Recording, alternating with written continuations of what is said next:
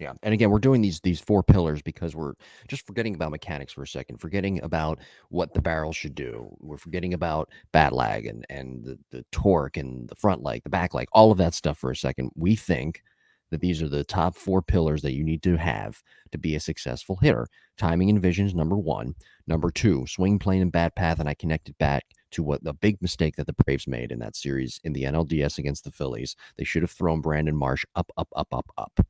They didn't do that. Threw him a breaking ball. He hit a home run. Stott, same thing with Mhm. him, right? But Stott's a good breaking ball hitter. a little bit more of a flatter swing plane. Yeah.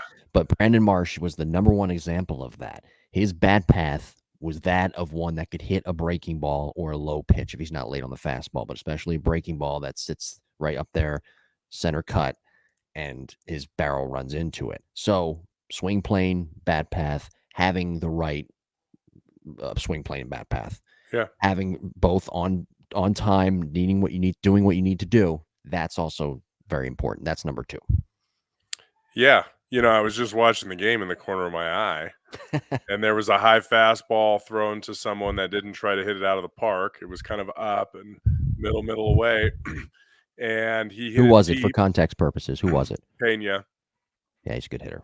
Um, and he got beat a little bit on a high fastball that was up and away, and he hit a double kind of down the right field line. Wasn't totally smoked, but he didn't pop it up. What do most people do, right? They pop up a pitch that's up, or they swing under it completely, which is what we saw in a lot of the series. So, bat path is important, and that's where mechanics do come from, right? Mechanics help with your bat path. Where are your hands? Where are your elbows?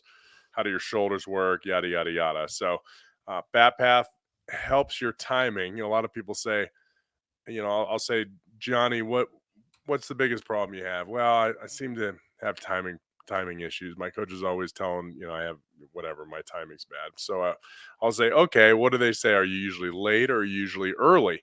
And they'll say, well, I'm always early. And so I'll say, okay, well, what probably is happening is you're coming off of the pitch plane, right? They're swinging up. I gave a lesson today where the kid was hitting the ball really well to right field, a right-handed hitter, really well to right field, and then just topping ground balls up the middle and to the left side, like a ton of topspin. And he was entering the zone okay, and then he was just coming off. He was just finishing too high and swinging up too much. We fixed it, and he was great. So what a lot of times you can do is fix your swing plane, and magically your timing gets better because now those pitches that are out in front that you're trying to hit at your front foot or your front toes, your barrel is still there. Your barrel is still on plane out in front, and now all of a sudden they're not early all the time, and the coach isn't saying, "Oh, you got timing issues." So, yes, timing is great, but a swing plane can help your timing for sure by adding 4 to 6 inches out in front with proper extension and a proper follow through instead of trying to lift too much out in front. Your timing will get better because now all of a sudden, if you're early 2 or 3 inches, it's a hit instead of a topper or a foul ball.